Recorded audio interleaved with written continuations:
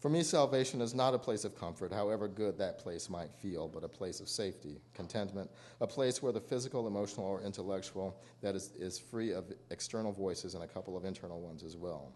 Salvation, it turns out, is a couple of mapfuls away from serenity. Salvation might keep you alive, but it won't make you happy about it. I used to find serenity in the face of my daughter, but that state went missing, as did she, turned up missing, as it was put, as if a person, a life, an idea can be discovered by the realization of its absence. Lane was 11 years old, a small 11 when she was abducted, and only 2 days older when her small body was found with all her life having turned up missing.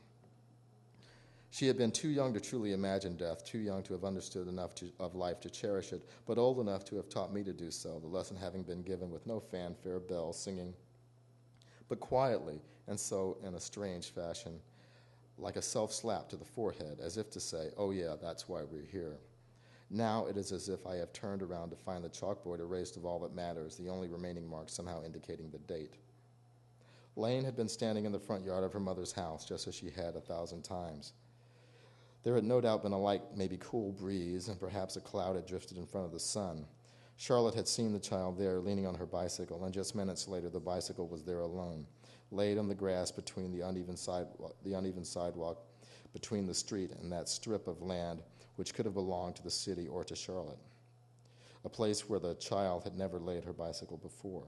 20 minutes passed, then another 20 minutes, then another of Charlotte's driving slowly with increasing panic through her neighborhood, and then she called from her driveway, her panic working its way into numbness that finally led to the question, what do I do? Call the police, I said. The police? I'll be right there. And I did not close my files. I grabbed my keys from my desk, left my wallet and license on the kitchen table, and took the elevator down to my car. I can still feel that haunting, hollow sensation, an ice lance in the back of my stomach, like I had forgotten to eat, the cavity of my gut quiet and hard. There was a police cruiser in the drive as I pulled up. Charlotte was going over it all again, white sneakers with red stripes, light blue jeans, a darker blue T-shirt, a blue hooded sweatshirt. Blue is her favorite color, she offered nervously. Brown skin, a head full of wild, dark hair. Charlotte and I had not been close for several years, despite our belief and vocal claim that our split had been amicable. But the child was ours, and when she saw me, she embraced me, and I hugged her back. The physical reconnection punctuated the gravity of the situation. The fear had to find some release, and it became an irritation with the policemen who were standing in the driveway instead of scouring the streets. Why aren't you out looking, is what Charlotte said. We are, ma'am, said a sturdy policeman, we apparently believed him. No one had seen anything, at least they had seen nothing that made them think to remember it, no strange cars, no strange vans, no strange or odd-looking men. And so a long-standing philosophical question was answered for me. If your child screams in the forest and there is no one around to hear, does she make a sound? And it turns out she does not. The police canvassed the darkening neighborhood twice and then again.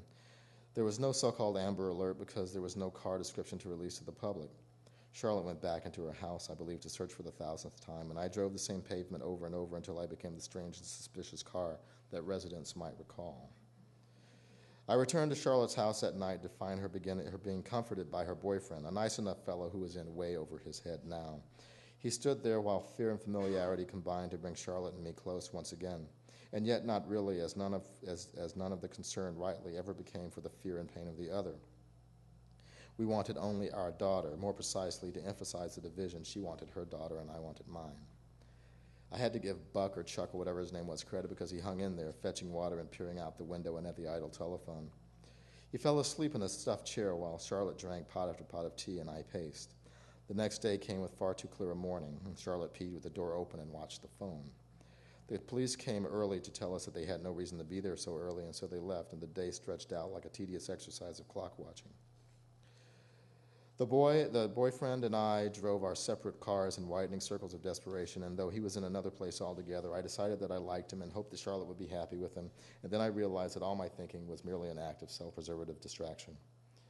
Early the next morning, a woman, came to Charlotte's door, and we all saw this as a bad sign, and in fact it was, as the news she delivered was that a young girl matching Lane's description had been found in a ravine beside a park by 2 boys and their dog. She'd gone into so much detail, it seemed to me, about the park, it leading to a ditch that fed into a concrete drainage canal, and the boys, aged 9 and 10, not brothers, but across the street neighbors that I found myself asking, without knowing why or even that I was asking, what kind of dog was it?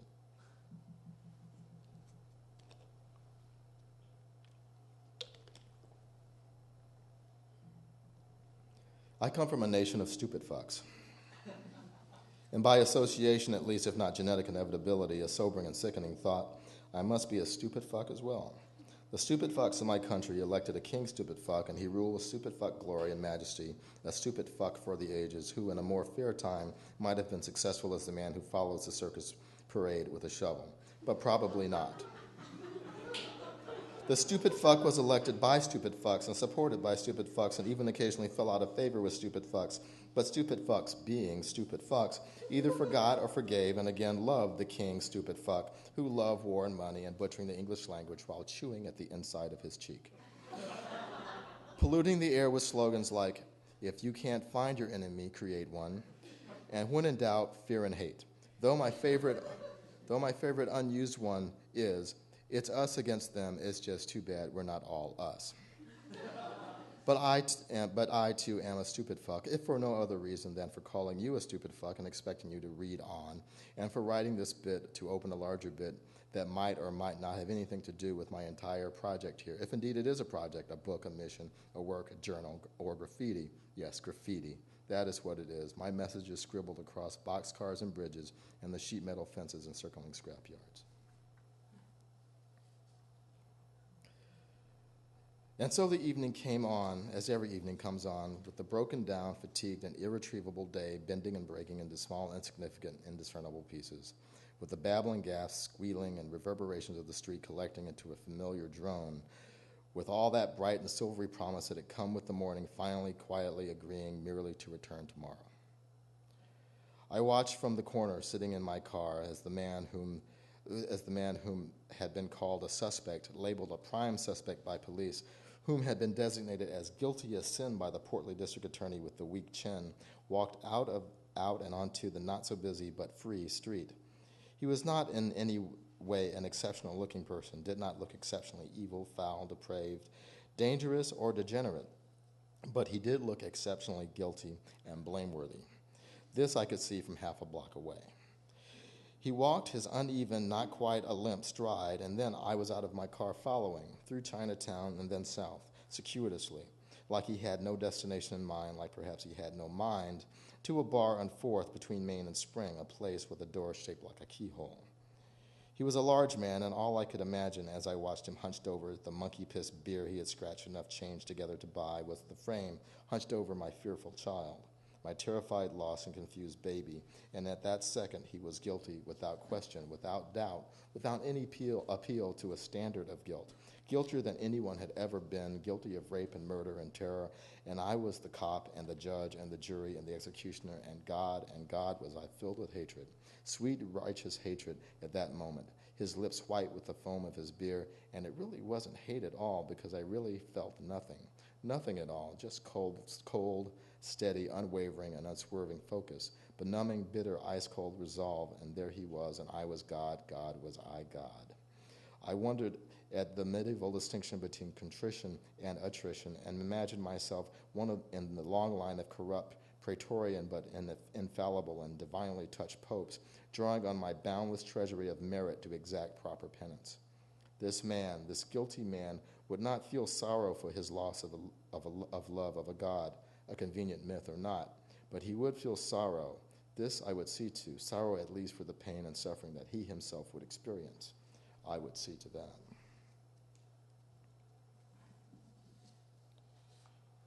We slice, cut, reeve, cleave, rend, split, tear open the entire body from anus to the chin. Find a fold of skin on the belly and grab it between your thumb and forefinger, roll it between your fingers, then carefully puncture, pop, pierce the skin. Avoid perforating the gut. Then simply, plainly, easily, honestly slit the body up all the way to the throat, from the throat down to the tailbone. When you find the sternum and the pelvis, just merely, simply, always, simply, cut down to the bone with your knife. Then when you come to the testicles, don't cut them off. Simply, plainly, easily, honestly cut the skin between the testicles and leave one testicle attached to either side. Then carve, divide, shiv, cleave, slice down through the hand,